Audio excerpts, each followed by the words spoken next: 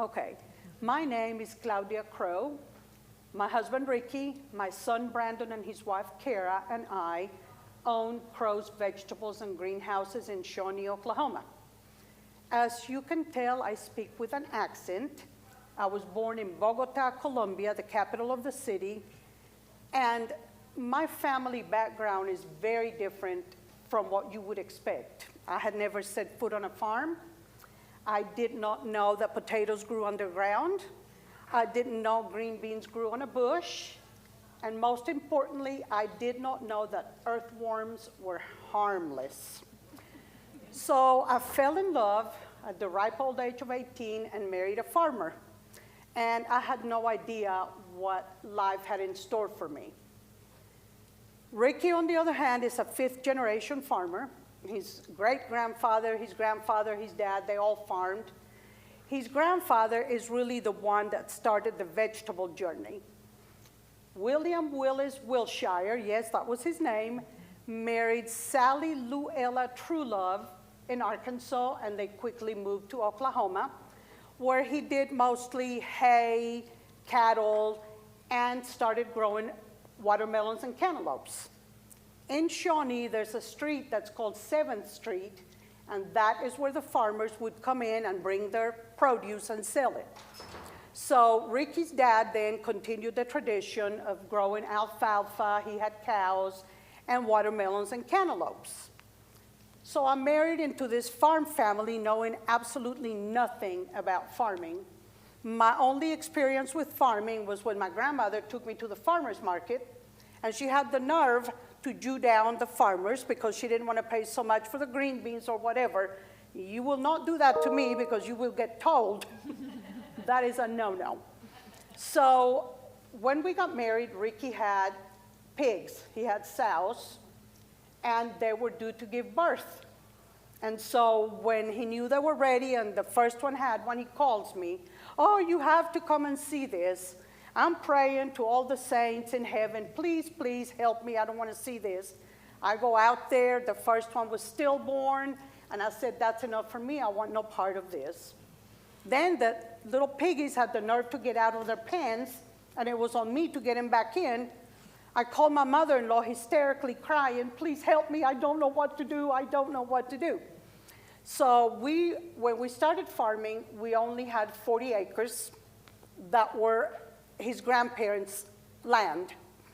And we were doing wheat, and we were doing hay, and we were starving because this was the 80s. Interest rates were sky high, and prices were way, way down. So Ricky had to go to work in the wintertime. He worked at S&S Feed in Shawnee. I was a stay-at-home mom. That was a choice that I made. I wanted to be a part of my children's lives all the time, and I understood that by doing that, we were making a lot of sacrifices. I knew there would not be a new house in my future, et cetera, but that was something that I didn't mind. So when Shawnee decided to open a farmer's market, you can see the farm in 1995, 2003, and so this is Independence Road. It doesn't go straight into town because the river is there. We are lucky enough that we have North Canadian river bottom sandy ground, loamy ground that is excellent for what we do. This is in 2012, and this is in 2023. So we started, Ricky said, they're opening up a farmer's market, and his mom and dad had grown vegetables forever. She canned and froze vegetables, and they sold the watermelon, cantaloupe. And Ricky said, let's start growing some vegetables and go to the farmer's market. Well, me being who I am, I said, okay, let's go for it. And so we planted 5 acres of watermelon and cantaloupe, and then we had 1 acre in assorted vegetables. So my mom and I went to the farmer's market, and we made $95. And I was so excited. We came home, and I'm going, Ricky, we found it. This is where you are going to be able to farm full time. Needless to say, this is not how Ricky saw his farming future. Ricky wanted to do hay, he wanted to do wheat, you know, your traditional farming, but we only own 40 acres. There's no way that we could have made a living on that. So once we saw there was opportunity, we started increasing our acreage.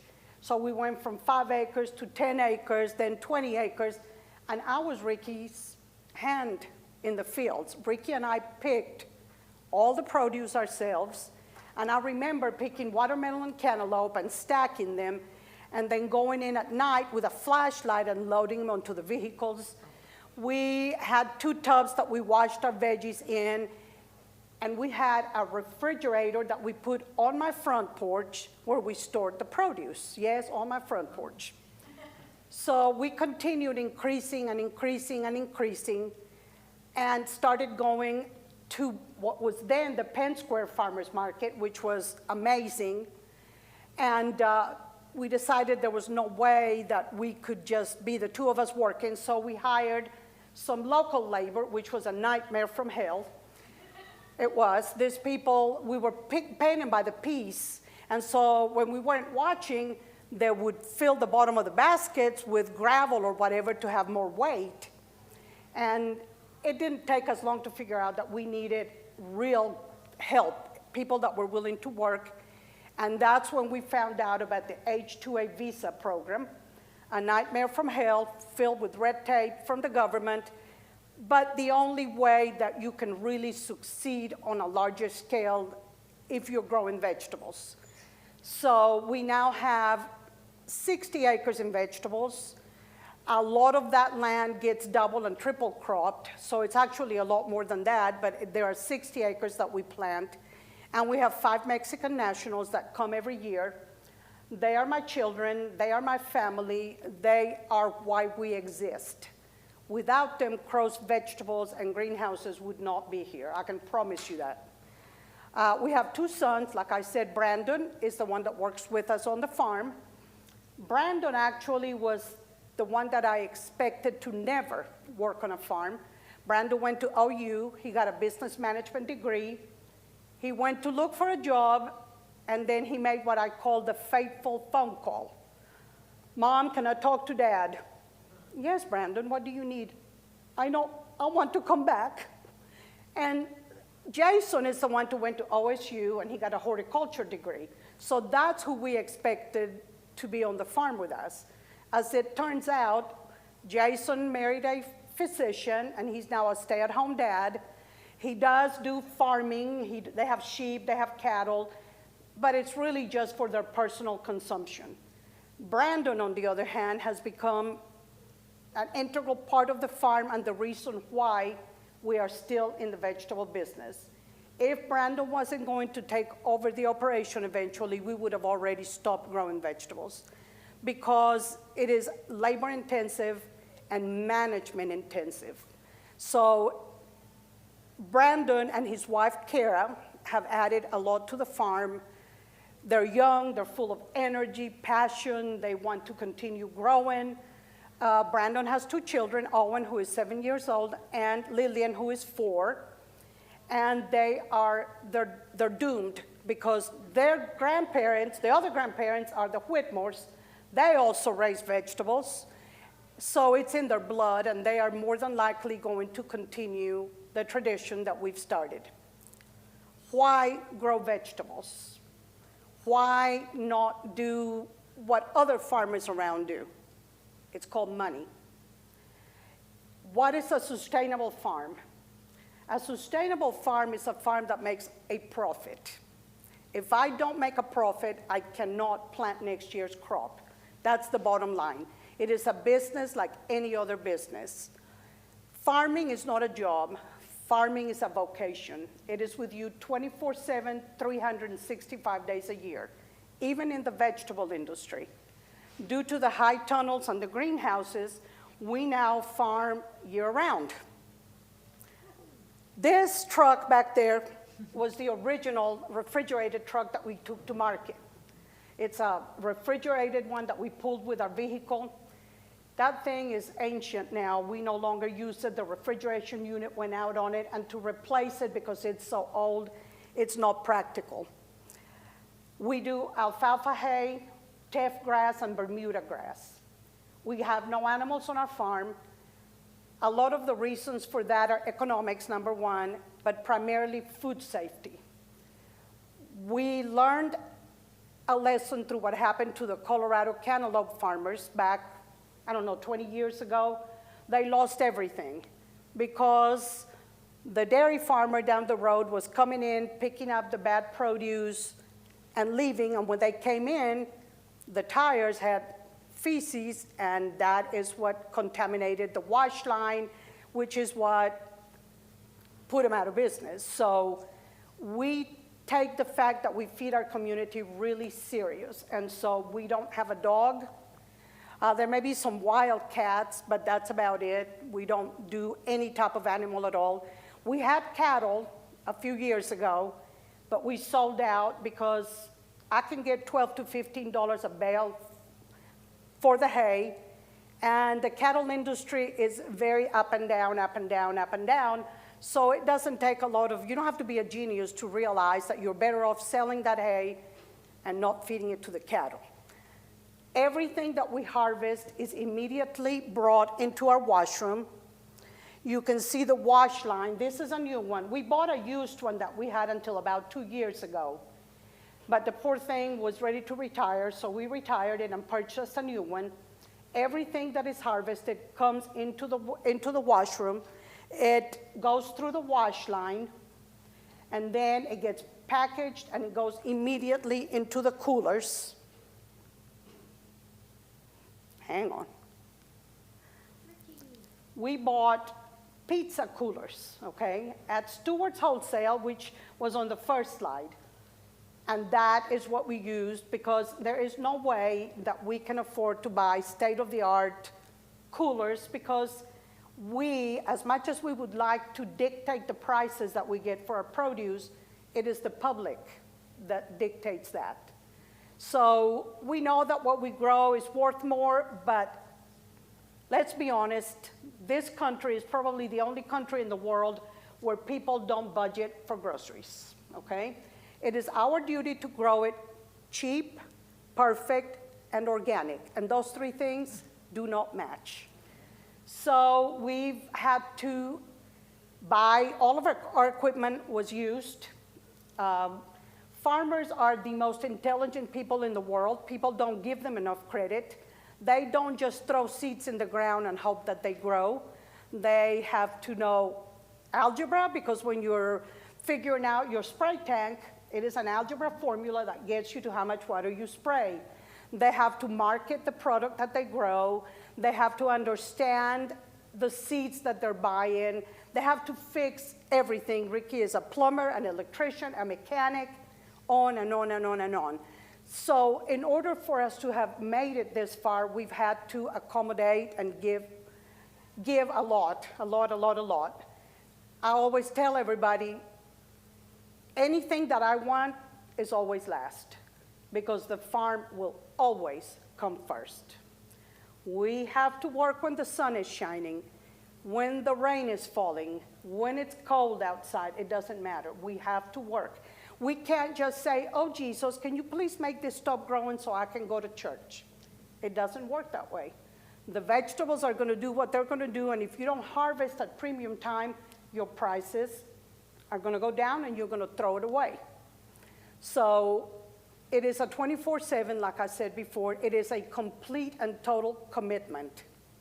You have to understand that you don't take a vacation in July. Well, heck, we never take a vacation. What am I talking about? You don't get to go to a lot of events, family reunions, things like that, because for us, what has gotten us to where we are is quality, okay? That's our middle name, it's quality. We do not sell anything that is ugly or imperfect. That is just not who Ricky is. He is a perfectionist, and anything we take to the farmer's market is perfect. Marketing our vegetables, because it isn't just as much as planting them and harvesting them. You have to have a home where they go to. So at the beginning, we went to the Polk County Farmers Market, and the Penn Square Market, which then became OSU OKC Farmers Market, and we don't want to talk about that because that's a sore subject here. And Shawnee Farmers Market primarily depended on us. Ricky's 69, I'm 62. We understood that we needed to make some changes for our lives. So we purchased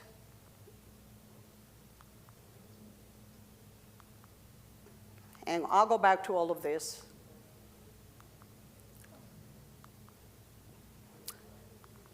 A store in Shawnee. It was called Main Fruit Market. It was a little hole in the wall.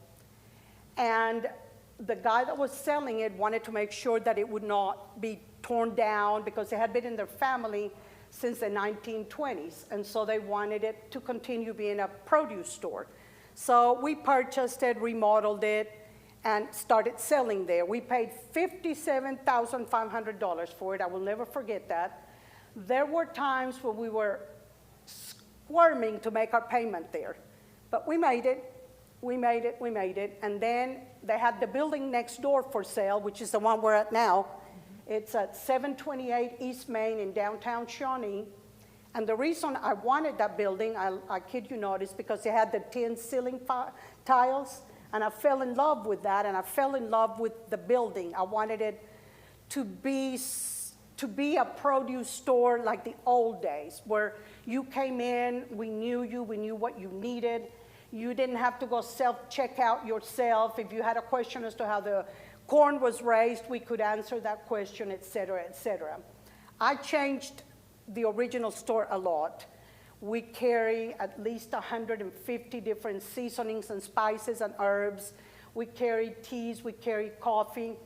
And I primarily buy from small business owners, either women-owned or minority-owned, that are not on Amazon, because if I ask my community to support me, then I need to support those businesses that are not multi-million-dollar corporations. I don't like them. And so we stopped going to the Shawnee Farmers Market, and then we started going to Edmond, to that farmers market. And then through all the changes of the OSU OKC Farmers Market, Scissortail ended up opening up a farmers market.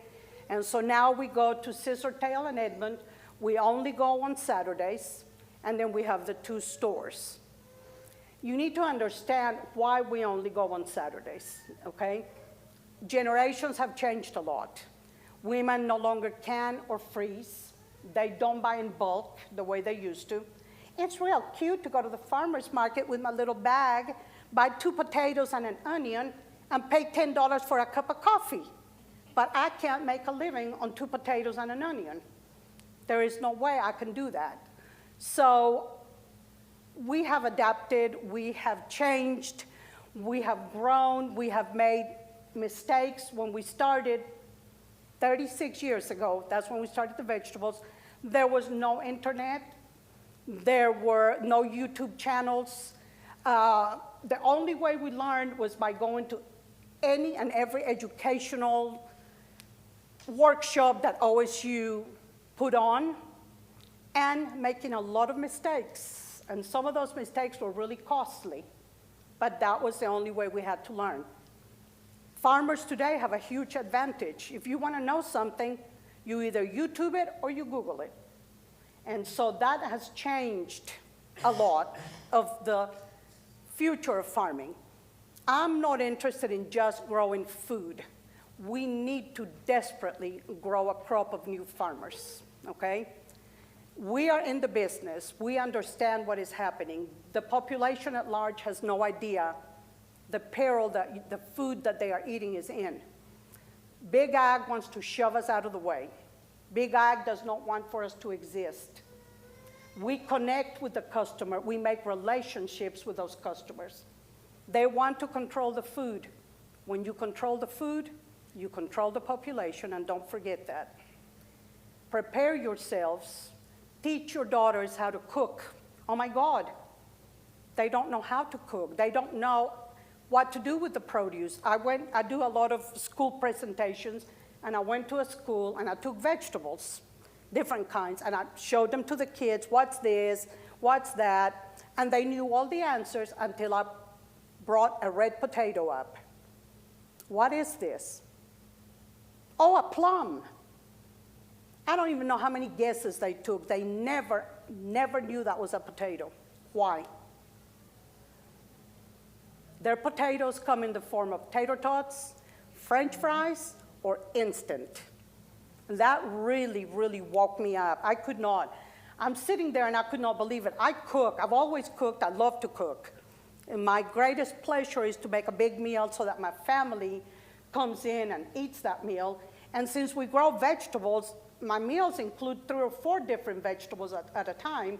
So I didn't quite understand. It was just shocking to me.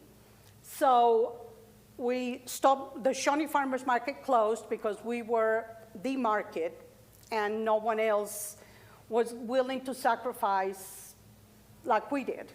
We don't go to Wednesday markets because when that produce sits out in 110-degree temperature or more, if you're in a parking lot, you know it's going to be hotter than that. Anything we don't sell has to be thrown away.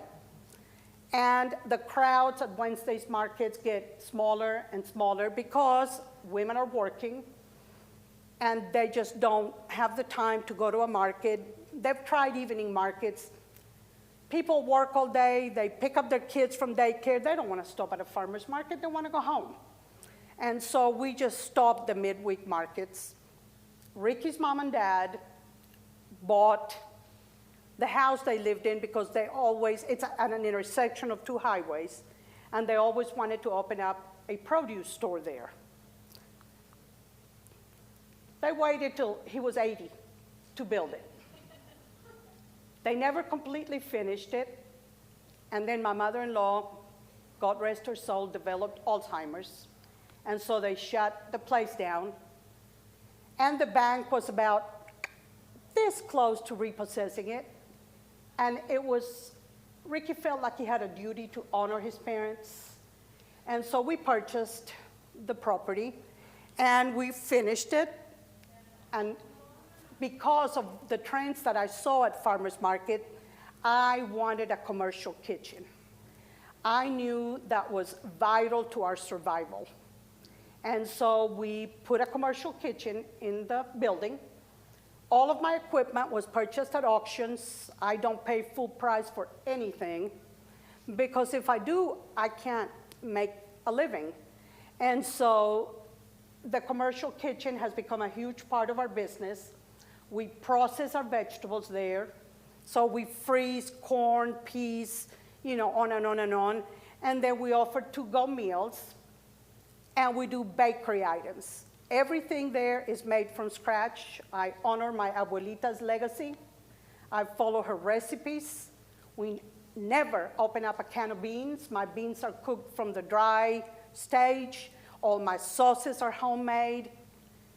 It is an honor for me to share what we do and to be able to offer it to people and for them to enjoy it. We all know eating vegetables is healthy. And so today we brought to you what is called farm to table. We use our zucchini for the zucchini bread, and we process our own pumpkins and make all the pumpkin recipes with our pumpkins. Libby's doesn't live in my house. I have Crow's pumpkin. So the kitchen has changed everything because this is ridiculous to me. I swore I would never make a loaf of banana bread or zucchini bread because how easy is that? Come on, just a few ingredients you throw together, you put it in the oven and it's ready. We sell at least 100 loaves of sweet breads a week. It's amazing to me, and it's amazing to me to watch people taste it. We preach about healthy eating. We all know we should eat healthy. We all understand all of that. But let me tell you, you are never going to change their mind until they actually taste what you grow. That is a life-changing experience to people. I did some cooking classes that I would invite people in the store and I would do some cooking classes to try to, sell our produce and stuff. And we had just harvested corn, so I decided, okay, I'm going to show them how to blanch corn so it can be put in the freezer. So I had the corn, I showed them how to blanch it, I cut it off the cob, and I passed it out to the people that had come to the class. You would have thought I was feeding them gold. They had no idea that it could taste that good. Potatoes. A potato that I grow on my farm is not the potato that you buy at the grocery store. Green beans, peas, carrots, onions, tomatoes. It has flavor that you don't find. Why? I don't grow produce that is going to be transported across state lines. People buy the produce that I harvested the day before. The flavor is there. The quality is there. Our produce goes straight into the cooler for a reason. That's safety. I don't want anything to grow on that produce that is going to make someone sick. We have a chlorine injector in the washroom, so the produce gets washed with chlorinated water because I don't want to hurt anybody. I want to make sure that everybody that is buying my produce is safe. What is a year at Crow's Vegetable Farm entail?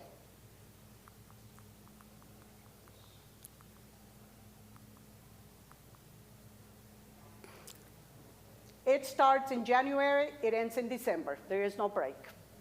In January, we start in the greenhouses. We start planting the cabbage, broccoli, cauliflower plants.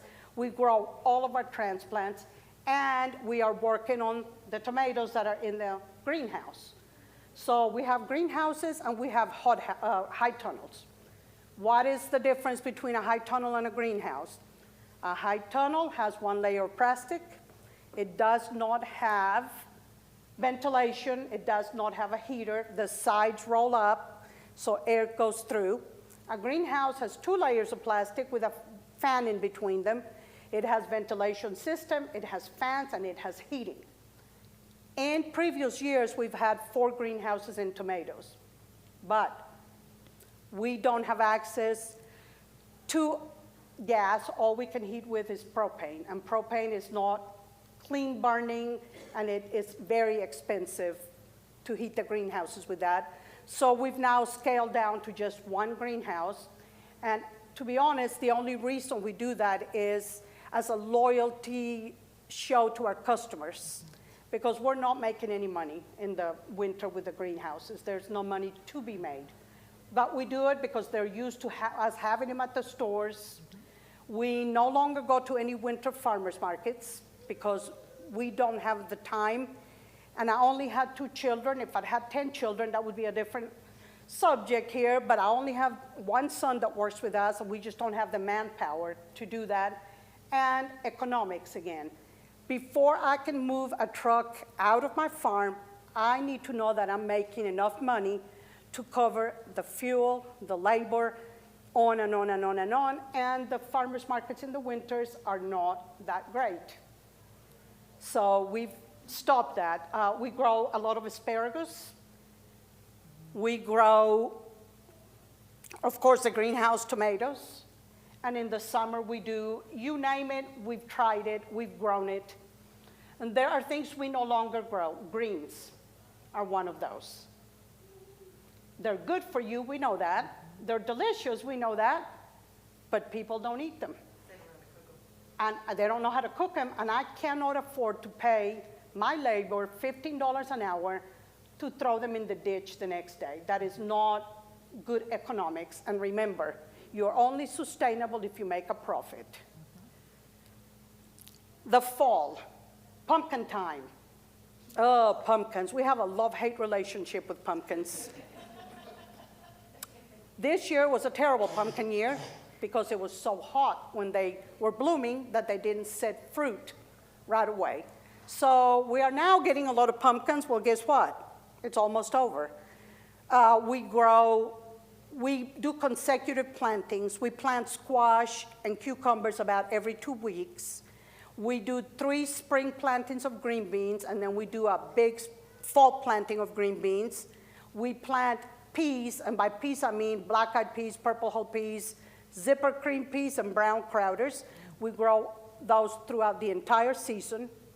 We do a lot of winter squashes, and I've had to teach people, these are good for you, and they taste good. And so we incorporate them as much as we can into recipes and things like that.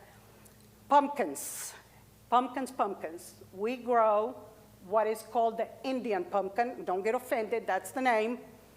Those are the pumpkins that Libby's processes for their cans.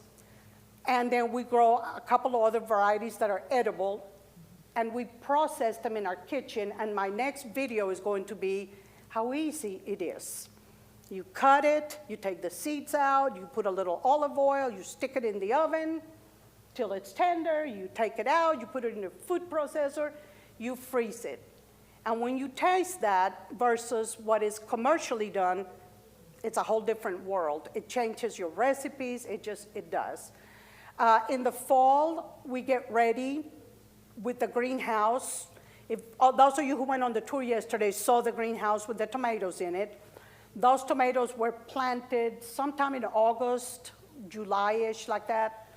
And so we have the greenhouse to work in all winter long. Winters are spent doing seed ordering, cleaning, repairing merchandise. And this year, the food hub started. I don't know if you know what the food hub is. These two really brilliant ladies came up with the idea of having a food hub where farmers could take their produce and different people could purchase it.